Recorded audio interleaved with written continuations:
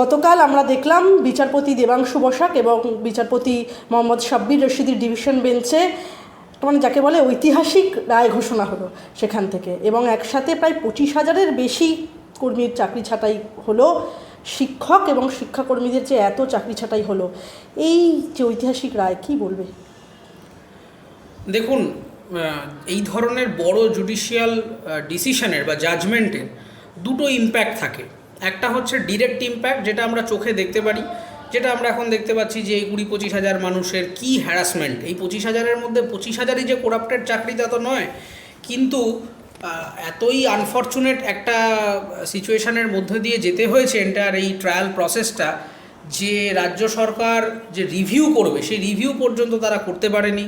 এমনকি যে ট্রায়াল, সেই ট্রায়াল চলাকালীন ওএমআর শিট অধিকাংশ ক্ষেত্রে দেখা যাচ্ছে কোর্টে বলা হয়েছে যে ওএমআর শিট নেই, সেই সমস্ত ডকুমেন্ট নাকি গায়েব করে দেওয়া হয়েছে।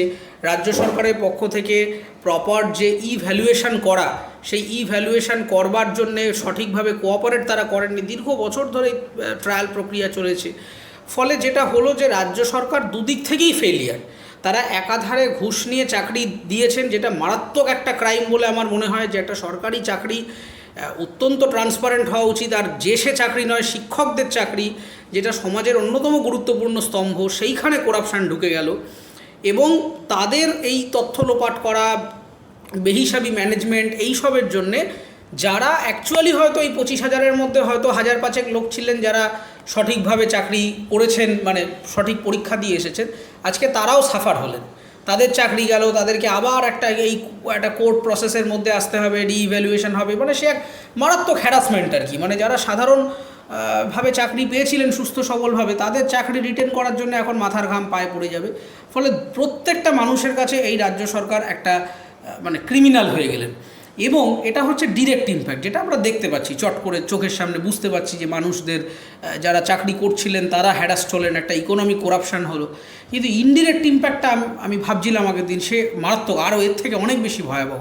সেটা হচ্ছে এই যে 8-10 বছর ধরে এনারা চাকরি করলেন, কোথায় চাকরি করলেন? শিক্ষক হিসেবে চাকরি করলেন। যাদের মাধ্যমিক পাশ করার যোগ্যতা নেই, ফাঁকা খাতা জমা দিয়েছেন অধিকাংশ ক্ষেত্রে, তারা যখন শিক্ষকের ভূমিকায় অবতীর্ণ হয়েছিলেন এবং তারা যখন ছাত্রদেরকে পড়িয়েছেন, এবং সেখান থেকে যে ছাত্রগুলো বেড়ে উঠছে, এই 8 বছর ধরে বিভিন্ন ক্লাসে যে ছাত্রদেরকে আমরা তৈরি করলাম, তাদের ভবিষ্যৎটা কী হলো?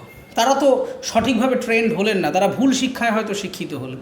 এই যে ছাত্ররা বেড়ে উঠবে আজকে 1 দশক ধরে, বেড়ে ওঠার পরে তারা জব মার্কেটে আসবে, তারা স্কিল হারালো, তারা মেধা হারালো, তারা বুদ্ধি হারালো, তারা সুশিক্ষা হারালো। এবং এই যে ইম্প্যাক্টটা, মানে এরা আবার বড় হবে, এরা আবার একটা পরিবার তৈরি করবে, তারা আবার তাদের জেনারেশনকে শেখাবে, সেই ভুল শিক্ষাটা আর একটা পরবর্তী জেনারেশনের মধ্যে ট্রান্সফার হবে।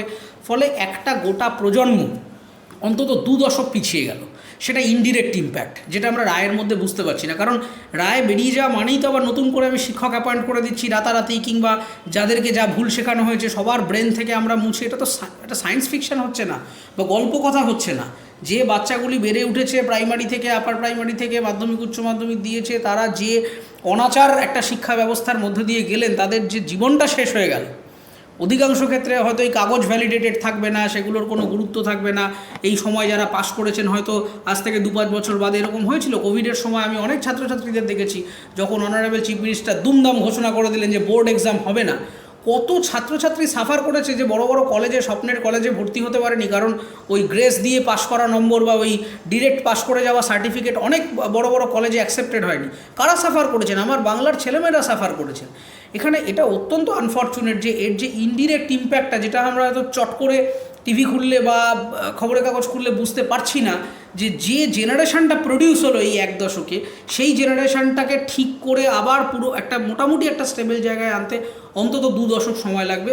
এবং আমরা বাংলার প্রজন্ম, বাংলার যুব সমাজ এই অসভ্য সরকারি লোকগুলির জন্যে আজকে 2 দশক পিছিয়ে গেলাম। একটা মারাত্মক ডেট্রিমেন্টাল ইম্প্যাক্টের মধ্যে দিয়ে আমাদের যেতে হবে। এটাই আমার কাছে আনফর্চুনেট মনে হচ্ছে। মুখ্যমন্ত্রী মমতা বন্দ্যোপাধ্যায় বলছেন যে এই রায় বেআইনি, এবং তিনি বলছেন যে শীর্ষ আদালতে যাব, এবং তিনি আরও বলেছেন যে চাকরিহারাদের পাশে আছি। কি বলবেন? অর্ডারটাকে বলছি বেআইনি অর্ডার, আমরা এটা নিয়ে উচ্চ আদালতে যাচ্ছি। দেখুন, প্রথম কথা হচ্ছে যে উনি শীর্ষ আদালতে যেতেই পারেন, সেটা ওনার গণতান্ত্রিক অধিকার রয়েছে, সেই নিয়ে আমার বলার কিছু নেই। কিন্তু বেআইনি যদি রায় হয়ে থাকে তাহলে উনি এটাও স্বীকার করছেন নিশ্চয়ই যে ঘুষ দিয়ে যারা চাকরিতে গেছে সেটাও বেআইনি, সেটা ওনাকে স্বীকার করতে হবে। আর আপনাদের বলে দিই যে অনারেবল চিফ মিনিস্টার কেন বলছেন যে চাকরিহারাদের পাশে আছে। আসলে উনি চাকরিহারাদের পাশে নেই। উনি যদি সত্যিই চাকরিহারাদের কথা ভাবতেন, যোগ্য প্রার্থীদের কথা ভাবতেন, এলিজিবল ক্যান্ডিডেটদের ভবিষ্যৎ নিয়ে ভাবতেন, তাহলে 1100-1200 দিন তো বসে আছে মানুষ ওখানে। কেন বিভিন্ন খালি বলে কোর্ট এই হয়েছে সেই হয়েছে, তাহলে কোর্ট অবধি যেতে হয়েছে কেন মশাই? আপনি একটা শিক্ষা দপ্তর চালান, আপনার শিক্ষা দপ্তরে করাপশান হয়েছে, আপনি তথাকথিত মানে সেই সময় কোর্টে যাওয়ার আগে আপনি ওখানে মন্ত্রী ছিলেন, সেই সময় শিক্ষামন্ত্রীদের সাথে কথা বলে কেন সেগুলো সলভ করেননি, যেগুলো ঠিক করতে হবে? কেন কোর্টের দ্বারস্থ হতে হয়েছে সাধারণ মানুষকে? কারণ আপনি দুর্নীতি পরায়ণ, আপনাকে দ্বারা হচ্ছে না। এবং এই যে এখন দেখছেন চিফ মিনিস্টার এদের হয়ে খুব গুণগান গাইছে, আসলে গুণগান গাইছে অন্য কারণে, ভয়ে, আতঙ্কে। তার কারণ হচ্ছে যে লোকগুলো ধরুন ঘুষ দিয়ে চাকরিতে ঢুকেছে, আপনি যদি তার পাশে না দাঁড়ান, কারণ আমি ঘুষ দিয়েছি, ঘুষ দিয়ে আমি চাকরি পেয়েছি, এখন আমার চাকরিও গেল, ঘুষের টাকাও গেল। আবার কোর্ট আবার উল্টে অর্ডার দিয়েছে যে এই 8-7-8 বছর ধরে যে মায়না পেয়েছি সেগুলো সুদে আসলে সেই টাকা সরকারকে ফেরত দিতে হবে। এখন যারা ঘুষ দিয়ে চাকরিতে ঢুকেছে তারা তো আরও খেপে যাবে, তারা সত্যি কথাগুলো সবাই মিলে বলতে আরম্ভ করবে যে কাকে কোথায় কোন দপ্তরে কত টাকা দিয়েছি, কবে দিয়েছি। সেগুলো আর অনারেবল চিফ মিনিস্টার নিতে পারবেন না। তখন মন্ত্রী আমলা সবাইকে ধরে দুয়ারে সরকারের মতো দুয়ারে জেলে চলে যেতে হবে। সেই কারণে আতঙ্কের জন্যে উনি এই সমস্ত যারা ঘুষ দিয়ে চাকরিতে ঢুকেছেন, যারা ইনএলিজিবল আনএথিক্যাল কাজকর্ম করেছেন, তাদের পাশে দাঁড়াচ্ছেন নিজের চেয়ারটা টিকিয়ে রাখার জন্য, যে ভাই চিন্তা করো না, ঘুষ যখন আমাকে দিয়েছো আমি দেখছি ম্যাক্সিমাম কতটা কী করা যায়।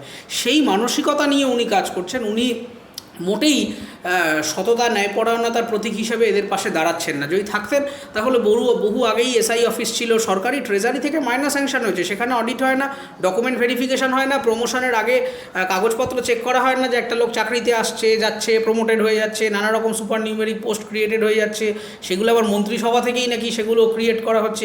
এ কি ম্যাজিক? সেখানে কে ছিল? সেখানে বিজেপি ছিল না সিপিএম ছিল না কংগ্রেস ছিল? কে ছিল?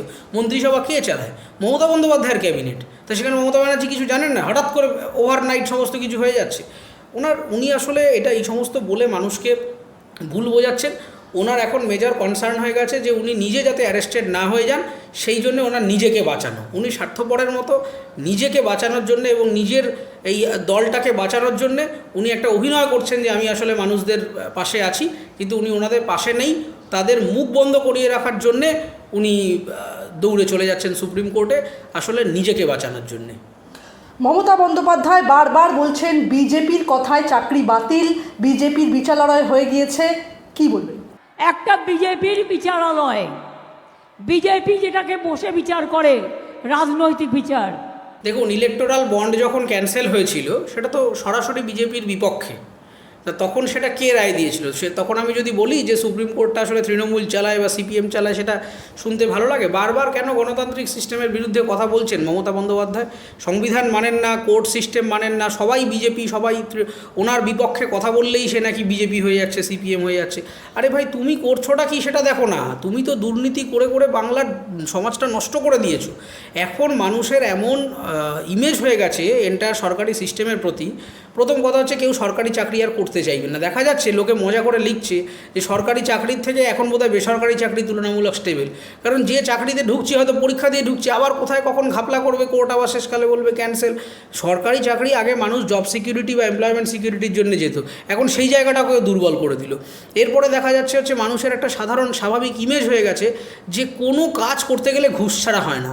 সে আপনি চাকরিতে যান, স্কুল কলেজে অ্যাডমিশনে যান, থানায় একটা এফআইআর করতে যান, একটা চুরির ডায়েরি করতে যান, প্রত্যেকটা জায়গায় আপনার যদি 10 টাকার কাজ হয় আপনার 20 টাকা নিয়ে যেতে হবে। কারণ এটা আপনাকে ভেবেই যেতে হবে যে ওই 10 টাকাটা আপনাকে ঘুষ হিসেবে দিতে হবে।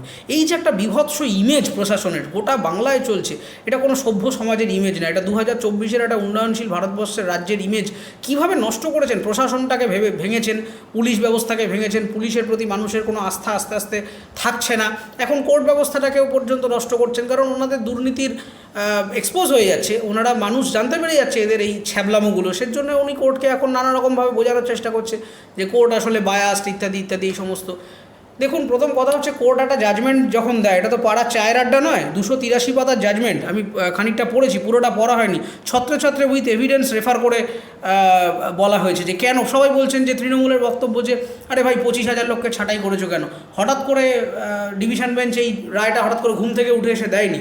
তারা একাধিকবার বলেছিল যে আপনারা এই ওএমআর শিটগুলোর ইভ্যালুয়েশনের ব্যবস্থা করুন, এগুলো জানান কি হয়েছে। একটা প্রপার তথ্য সরকার পক্ষের উকিল দিতে পারেনি। অর্ধেক ডেটা ফেটা চুরি হয়ে গেছে। এই চিটফান্ড মামলাতেও এই জিনিসটা করেছিল, ইলেকট্রনিক নথিফতি নষ্ট করে দিয়েছিল, এই করে দিয়েছিল। মানে করাপশানটা একেবারে অ্যাডমিনিস্ট্রেটিভ লেভেলে পর্যন্ত ঢুকে গেছে। মানে পৃথিবীর ইতিহাসে বোধহয় এর থেকে বড় করাপশান আর সত্যি কথা বলতে কি হয় না। একটা আঞ্চলিক দল, একটা আঞ্চলিক রাজ্য কোটি কোটি টাকা ঝেড়ে, মানে মন্ত্রী, আমলা, গ্রুপ ডি থেকে গ্রুপ এ পর্যন্ত যত কর্মচারী আছে প্রত্যেক টেবিলে করাপশান। এবং এটাই শিখিয়ে দেওয়া হয়েছে যে ভাই যদি থাকতে হয় পদে তাহলে চুরি করো, এবং যারা চুরি করছে তাদের পিঠ চাপড়ে কথা বলো।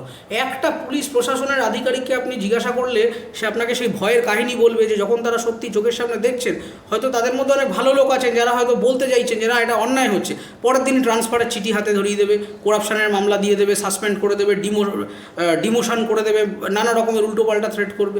এখন চাকরি করতে যাওয়াটা একটা থ্রেটে পরিণত হয়েছে যে আমি দেখছি, আমার হয়তো বলার ইচ্ছে আছে কিন্তু বলতে পারছি না, আমার পরিবারের দায়, আমার প্রফেশনের দায় আমাকে এই অন্যায় সহ্য করে যেতে হয়েছে। একটা পুলিশ প্রশাসন হবে স্বতন্ত্র, সেই স্বতন্ত্রতা ভেঙে দিয়েছে। এখন জুডিশিয়াল সিস্টেমের ওপরে আঘাত নিয়ে আসছে।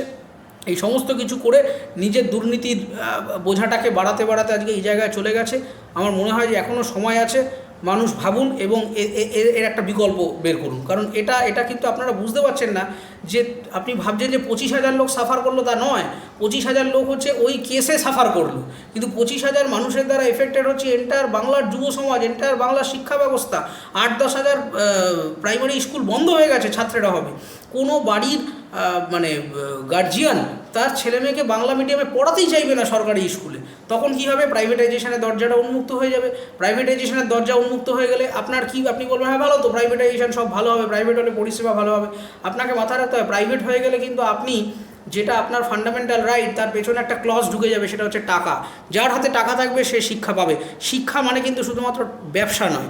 শিক্ষা মানে হচ্ছে একজন মানুষকে এডুকেট করা, তাকে জানানো। কিন্তু শুধুমাত্র মিড ডে মিল দিলে আমার ছাত্র চলে এলো সেটা শিক্ষা নয়। শিক্ষা মানে একটা মানুষের চেতনার জাগরণ, বিবেকের জাগরণ। সেই সমস্ত গল্প হয়ে গেছে। অধিকাংশ গরিব এবং মধ্যবিত্ত বাড়ির ছেলেমেয়েরা তারা শিক্ষা বিমুখ হয়ে গেছেন। অধিকাংশ সরকারি স্কুলগুলোতে যান আপনারা গ্রামে গঞ্জে, সেখানে বাচ্চারা আগে মিড ডে মিলের আকর্ষণে হয়তো তাদেরকে আনা যেত, কিন্তু এখন সেটাও তারা আসছেন না। পড়াশোনা দেখলেই তারা ভয়ে পালিয়ে যাচ্ছেন।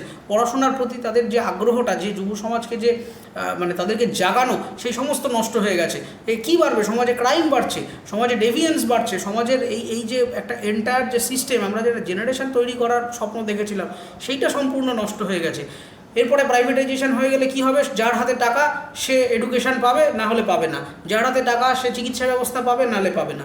আজকে স্বাস্থ্য, শিক্ষা, সমস্ত জায়গায় আপনি এই যে করাপশানগুলো করে করে মানুষের প্রতি আস্থা নষ্ট করে দেওয়া হচ্ছে, যে সরকারি ব্যবস্থায় কিছু হয় না, চলো বেসরকারি জায়গায় যাই, এবং বেসরকারি কোম্পানিগুলি এসে এখানে রাজত্ব করবে। তখন সাফার করবে কারা?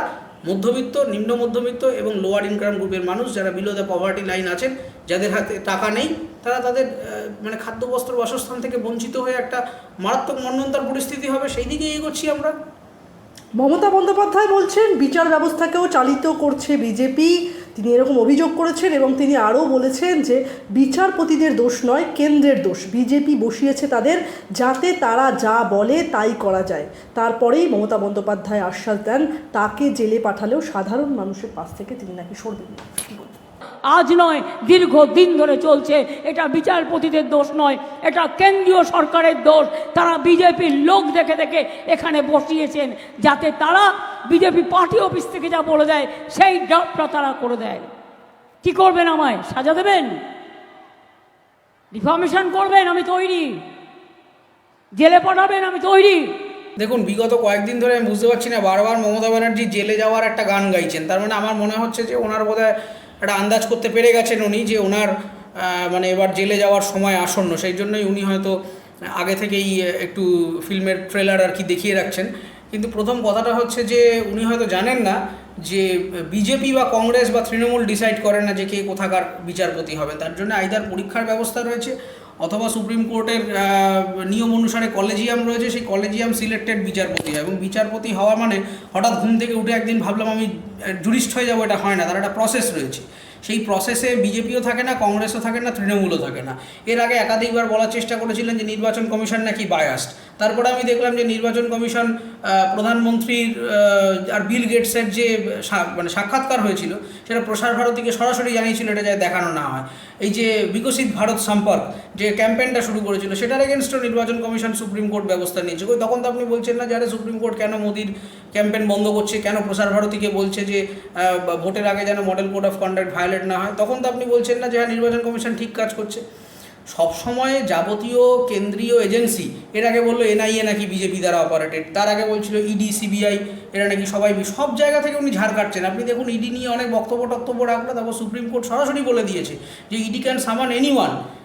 ওই পিএমএলএ অ্যাক্টের সেকশন 50-কে রেফার করে একদম পরিষ্কার বলে দিয়েছে যে সুপ্রিম কোর্ট যে ইডির যখন যাকে মনে হবে তাকে রেফার করতে পারে তথ্যের জন্য, তারা তো সুপ্রিম ক্ষমতা রয়েছে।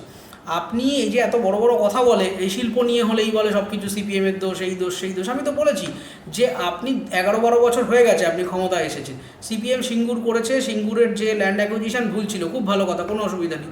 আপনি 11-12 বছরের ল্যান্ড রিফর্ম যে রুলটা রয়েছে বা যে লটা রয়েছে, আপনি সেটা অ্যামেন্ড করেননি কেন, বা নতুন যে ল্যান্ড রিফর্ম পলিসি রয়েছে সেটাকে আপনি আপনার রাজ্যের জন্য কেন তৈরি করেননি, একটা আইন কেন আপনি লেজিসলেটিভ অ্যাসেম্বলিতে করেননি ল্যান্ড রিফর্ম সংক্রান্ত?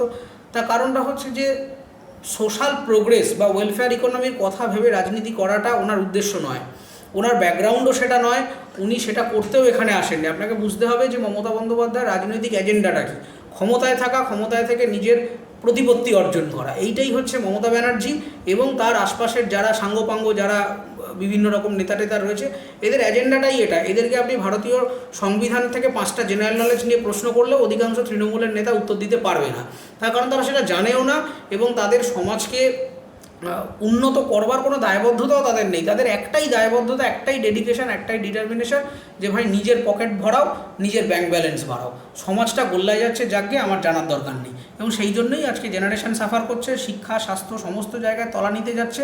কিছু হলেই একটা করে প্রকল্প বলে দিচ্ছে আর আপনারা খুশি হয়ে হাততালি দিচ্ছেন যে হ্যাঁ বাংলার নিজের মেয়েকে চায় বলে ভোট দিন। আর এরকম হবে। এরপরে আমরা আসলে ভীষণ বোকা টাইপের আছি, আমরা বুঝতে পারি না। আমরা যতক্ষণ দেখি যে পাশের বাড়িতে ঝামেলা হচ্ছে আমরা চুপচাপ থাকি, যখন পাশের বাড়ির ঝামেলাটা দেখি নিজের গায়ে লাগছে তখন আমরা বুঝতে পারি যে আরও 10 মিনিট আগে গিয়ে ঝামেলাটা থামানো উচিত ছিল। তো আমার মনে হয় যে এবারে আর আপনারা দয়া করে যারা সাধারণ মানুষ আছেন, যে পাশের বাড়ির লোকটার কষ্ট হয়েছে বলে আপনি ভাববেন না যে কষ্টটা শুধু রেখার, কিছুদিনের মধ্যে কিন্তু এই কষ্টটা আপনার বাড়িতেও ঢুকে যাবে।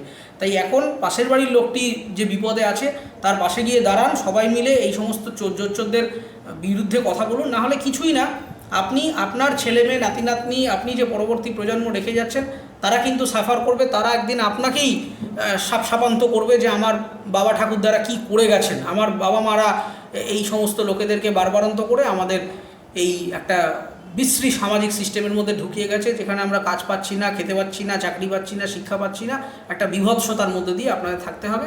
পরবর্তী জেনারেশন সাফার করবে। সেটা যদি করতে না চান তাহলে এই সমস্ত করাপ্টেড লিডারদের এগেনস্টে কথা বলুন। আপনার নিজের ক্ষতি হয়নি বলে ভাববেন না যে আপনি বড় সুখে আছেন। কিছুদিন বাদেই আপনি বুঝতে পারবেন যে আপনার সুখটা টেম্পোরারি এবং আপনি খুবই বিড়ম্বনায় পড়ে যাবেন তখন।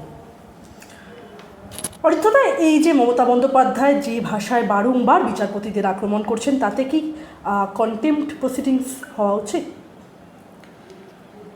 দেখুন, প্রথম কথা হচ্ছে যে ওনার একটা অদ্ভুত অ্যাপ্রোচ হচ্ছে সমস্ত রকম ক্ষেত্রেই, মানে সেটা কেন্দ্রীয় এজেন্সির ইনভলভমেন্ট হোক কিংবা আজকে এই কোর্ট প্রসিডিং হোক, কন্টেম্পট অফ কোর্টটা এদের একটা না খুব রেগুলার হয়ে গেছে, হলেও এদের কিছু এসে যায় না। মানে সোজা ব্যাপার, এরা এতটাই নির্লজ্জ হয়ে গেছেন এবং এতটাই ডেসপারেট হয়ে গেছে।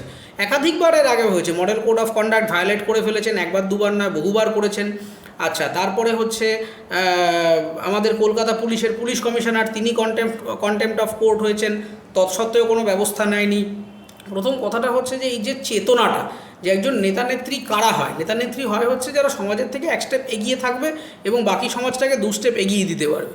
কিন্তু আনফর্চুনেটলি এখন সেই সমস্ত লোকেরাই নেতা হচ্ছে যারা সমাজ যতটা এগিয়ে ছিল টেনে হিঁচড়ে তাদেরকে নামিয়ে পারলে পরে অন্ধকারে ঠেলে দিতে পারে। এই রকম লোকেদেরকে নিয়েই আমাদের মাতামাতি। ফলে কন্টেম্পট অফ কোর্ট হলেও আমি লিখে দিচ্ছি, হয়তো হবে, আইনি যা প্রসিডিং আছে সেই সমস্ত হবে, কিন্তু একজন মানুষের মানসিকতা শুধু আইন দিয়ে ঠিক করা যায় না। আপনাকে বুঝতে হবে যে মানুষটাই গোলমেলে। আপনাকে এই ব্যক্তিকে আপনাকে আইডেন্টিফাই করতে হবে যে কে গণ্ডগোলের। আপনি কত আইন করে মামলা মোকদ্দমা করে তো সমাধান হয় না। রুট কজ সমাধান করতে গেলে আপনাকে যে অন্যায় করছে তাকে চেয়ার থেকে, আপনি অযোগ্য মানুষকে চেয়ারে বসিয়ে রাখলে এই জিনিসপত্রই হবে। আপনি বারংবার আপনারা ভোট দেবেন, আপনি তৃণমূল কংগ্রেসকে বিপুল ভোটে জয়যুক্ত করছেন, বছরের পর বছর মানুষ এত কিছু হওয়ার পরেও বিভিন্ন জায়গাতে তারা মানে ব্যাপক সাড়া পেয়ে ভোটে জিতছে। তো তার আউটকাম হিসেবে তো তাদের এই দুঃসাহসটা হচ্ছেই। আজকে যদি মানুষ দেখিয়ে দিতে পারতো যে ভাই তুমি অযোগ্য, তুমি অনাচার করেছো সমাজের সাথে, তোমাকে আমরা তার রিটার্নটা আমার ব্যালটে বা ইভিএমে দিলাম, সেটা যদি মানুষ দিতেন তাহলে এই উদ্ধত থাকতো না। আজকে এই যে উদ্ধত্তটা কোথা থেকে আসছে? উদ্ধত্তটা আসছে ক্ষমতার দম্ভ থেকে আসছে। আজকে শুধু মমতা ব্যানার্জি বলে, আগে মহুয়া মৈত্র কী বলেছেন সিবিআই এলে নাকি বাড়ির জুতো গুনিয়ে বাড়ি পাঠিয়ে দেবো। এই যে একটা অ্যাপ্রোচ, একটা মানুষ বুঝতে পারছে না যে আমি আইডি পাসওয়ার্ড শেয়ার করেছি, এটা আনএথিক্যাল। মানুষের ভুল হতে পারে, কিন্তু ভুলটা তো স্বীকার করতে হবে যে আমি ভুল করে ফেলেছি, লোভে পা দিয়ে ফেলেছি, যাই করে থাকুক। কিন্তু এই দলের সবথেকে বড় প্রবলেম হচ্ছে যে এরা কিছুতেই বুঝতে চায় না বা স্বীকার করে না যে হ্যাঁ ভাই আমার একটা ভুল হয়ে গেছে, আমি নিজেকে কারেক্ট করব।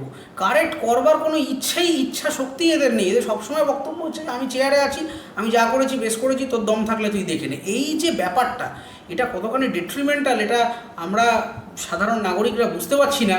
সেই জন্যই বোধহয় বারবার ওনাদের ফাঁদে পা দিয়ে ফেলছি এবং ভোট দিয়ে জিতিয়ে দিচ্ছি। কিন্তু এবার ভাবা উচিত, এটা অন্য অ্যাঙ্গেলে চলে যাচ্ছে বিষয়টা। এবার মমতা বন্দ্যোপাধ্যায় আরও বলেছেন, বিচারপতিরা সরকারি দেওয়া গাড়ি চড়ে, সরকারি টাকায় চলেন, সরকারি সিকিউরিটি নিয়ে চলেন। কী বলবেন? সবটাই তো সরকারি টাকায় চলেন, সরকারি গাড়িতে চলেন, সরকারি সিকিউরিটিতে চলেন। দেখুন, সরকারি টাকায় চলে, সরকারি গাড়িতে চড়ে, সেটা তো দে আর এন্টাইটেড, সে তো উনিও চলেন, তাহলে উনি সরকারি গাড়ি ছেড়ে দিন। বিচারপতি সরকারি গাড়িতে চড়ছেন, সেটা তো ওনার দয়া দাক্ষিণ্যে চড়ছেন না রে ভাই।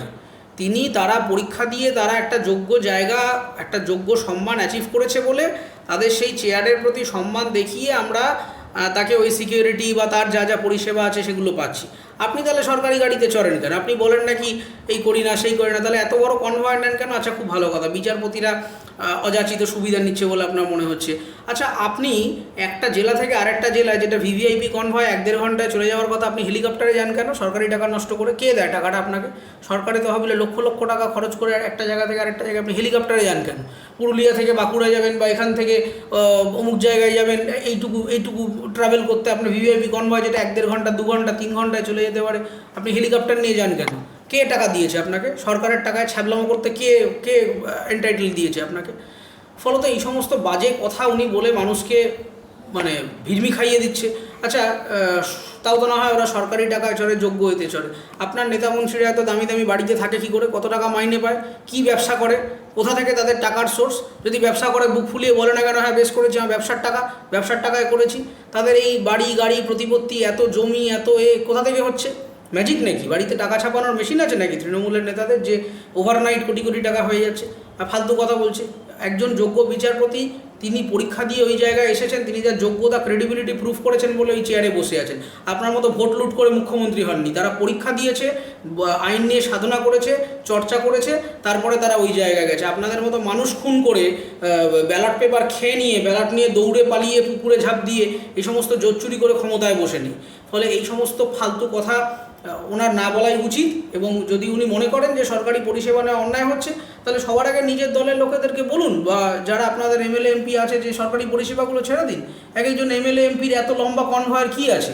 এতগুলো গাড়ি, এত সিকিউরিটি, জনপ্রতিনিধি, এদিকে 50টা একেবারে সিকিউরিটি নিয়ে কে মারতে এসছে? কারোর আপনাদের মারার কোনো ইচ্ছে নেই। লোকে আপনাদেরকে দয়া করে, করুণা করে, আপনাদের দেখলে মানুষজন হাসে। কেউ আপনাকে মারতে চায় না, সাধারণ মানুষ আপনাকে মারবে না। আপনি সিকিউরিটি ছেড়ে দিন, বলে দিন আমার সিকিউরিটি লাগবে না। কানাডার প্রাইম মিনিস্টার, কানাডার যদি মেট্রোয় যেতে পারে, আপনি মেট্রোয় যান। নবান্নয় তো করে দেওয়া হয়েছে মেট্রো। আপনি করে যান, হাওড়া ময়দান অব্দি চলে যান, সেখান থেকে গাড়ি নিয়ে চলে যাবেন। কালীঘাট থেকে এসপ্ল্যানেড হয়ে হাওড়া ময়দানে চলে যান, দেখি না কত আপনার সাহস রয়েছে। ফলে এই সমস্ত কথাগুলো বলে উনি আলটিমেটলি সরকারি সিস্টেমটাকে ক্ষতিগ্রস্ত করছে। উনি সরকারি সিস্টেমের প্রতি মানুষের আস্থা হারাচ্ছে। কারণ উনি বুঝে গেছেন যে উনি দীর্ঘদিন ধরে যে জায়গায় বসে আছেন, সেই যোগ্যতা ওনার আস্তে আস্তে ফুরিয়ে যাচ্ছে। তো দ্যাটস ওয়াই এই কথা বলছেন। এই কথা সম্পূর্ণ ভুল।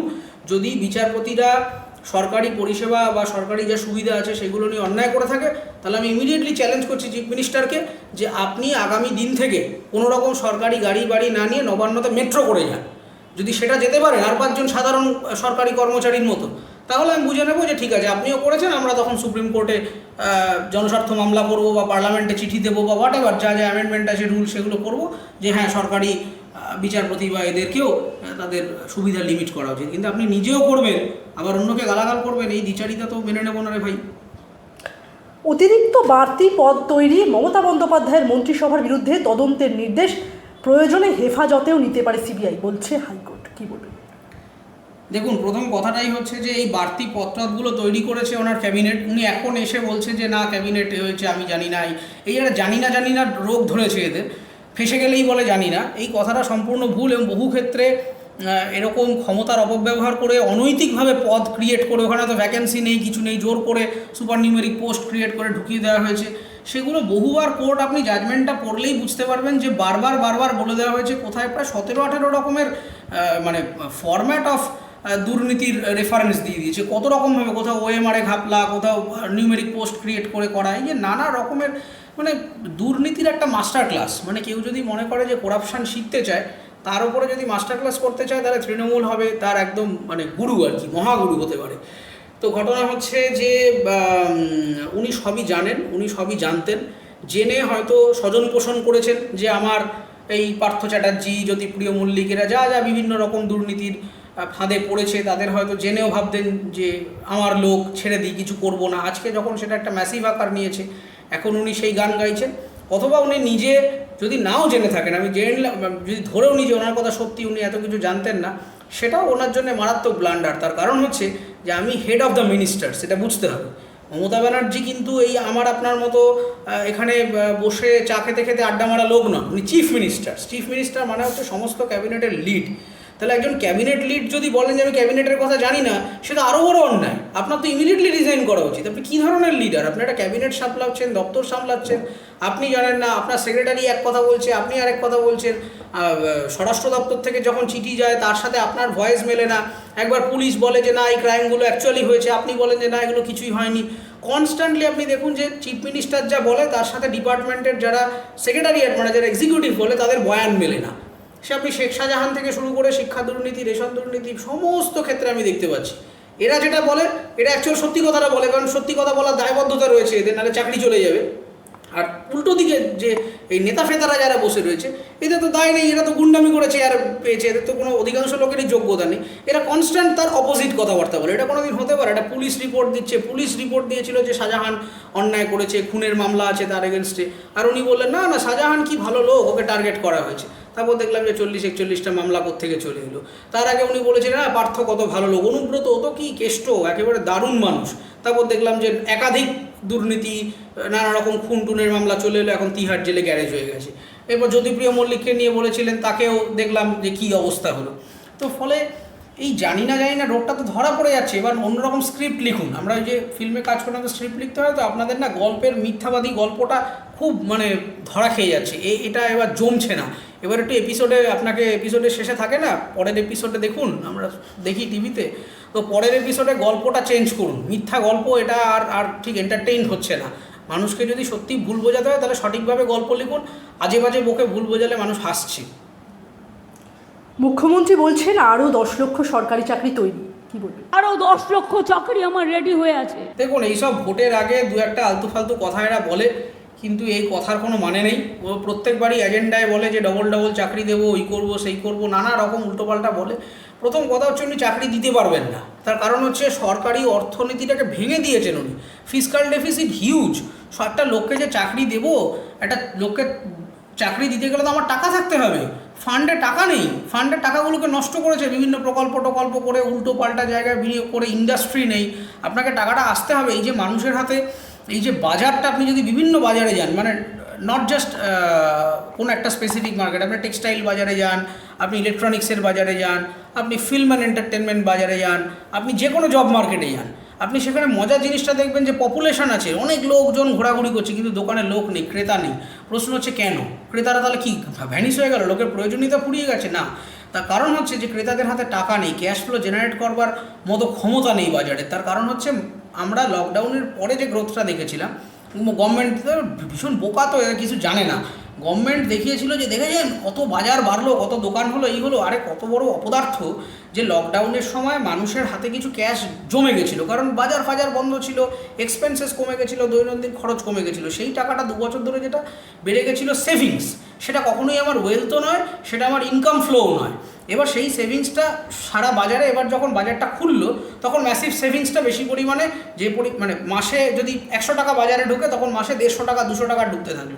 সেই টাকাটা ম্যাজিক হয়ে আসা নয়, সেই টাকাটা মানুষের সেভিংস, কারণ ইনকামটা স্ট্যাগনেন্ট ছিল, কস্ট কমে গেছিলো, আমার এক্সপেন্ডিচার কমে গেছিলো। কিন্তু তারপরে আপনি এখন যদি দেখেন 2023-এর শেষের দিক থেকে যদি বাজারটা স্টাডি করতে থাকেন, দেখবেন যে মার্কেট ইজ স্ট্যাগনেন্ট, গ্রোথ নেই। তার কারণ হচ্ছে যে লকডাউনের পরে তো যে কটা লোকের চাকরি গেছে, চাকরি তো তারা পায়নি, কারণ নতুন জব মার্কেট ক্রিয়েট হতে গেলে বা নতুন বাজার তৈরি হতে গেলে বিনিয়োগ দরকার, ইন্ডাস্ট্রি দরকার, সার্ভিস সেক্টর বুম দরকার। কিছুই তো হয়নি, না ম্যানুফ্যাকচারিংয়ে উন্নতি হয়েছে, না কতগুলো সামিট হচ্ছে, ভিআইপিদের নিয়ে আসছি, হ্যাঁ হবে একটা দারুণ কিছু একটা হবে বলে 2-1 আলতু ফালতু ছোটো 2-1 কোম্পানি খুলে দিচ্ছে, যেখানে যা মায়না তার 100 গুণ বেশি কাজ, ছেলে মেয়েদের আয়ের থেকে ব্যয় বেশি হয়ে যাচ্ছে, পারলে পরে বাড়ির থেকে টাকা দিয়ে যাতায়াত করে, মানে যাতায়াতের টাকাটাও কভার হচ্ছে না মাইনে থেকে, এরকম একটা বিভৎস অবস্থা। তো আপনি কি করে ক্রেতা পাবেন? তো এই ধরনের চাকরি হবে, ফাকরি হবে, এই সমস্ত বাজে কথা। সরকারের সেই পরিমাণ ফান্ডই নেই, সেটা আমার মুখের কথা নয়। আপনি বাজেট দেখুন, ফিসকাল ডেফিসিট দেখুন, ক্রমাগত বাড়ছে, সরকারের আয়ের থেকে ব্যয় বেশি হয়ে যাচ্ছে। তো ফিসকাল ডেফিসিট যদি বাড়তে থাকে, আপনি তো লসে চলছে আপনার গভর্নমেন্ট, এমনি মানে লোন ফোন করে চালাতে হয়, তারপর কেন্দ্রীয় সরকারের থেকে লোন করবেন, ওয়ার্ল্ড ব্যাংক থেকে কী সব আছে সেসব ইনপুট নেবেন, এইসব নিয়ে একটা জগা খিচুড়ি করবে। উনি চাকরি দিতে পারবেন না। যারা ভাবছেন যে মমতা ব্যানার্জি কে আবার জিতিয়ে দিলে লক্ষ লক্ষ কোটি কোটি চাকরি হয়ে যাবে, এই বোকামিটা করবেন না। তার কারণ উনি চাকরি দিতে পারবেন না। এই নয় যে উনি চাইছেন না, উনি যদি চানও, উনি অর্থনীতিটাকে এমন ভেঙে দিয়েছেন যে ওনার পক্ষে আর সম্ভব নয়। উনি চাইলেও আর চাকরি দিতে পারবেন না। ওই 500,000 এই ধরনের যে ওই কী সব স্কিম টিম আছে, সেই স্কিম চালিয়েই ওনাকে কোনো রকমের বাজারটা ঘোরাতে হবে। ক্যাশ ফ্লো নেই।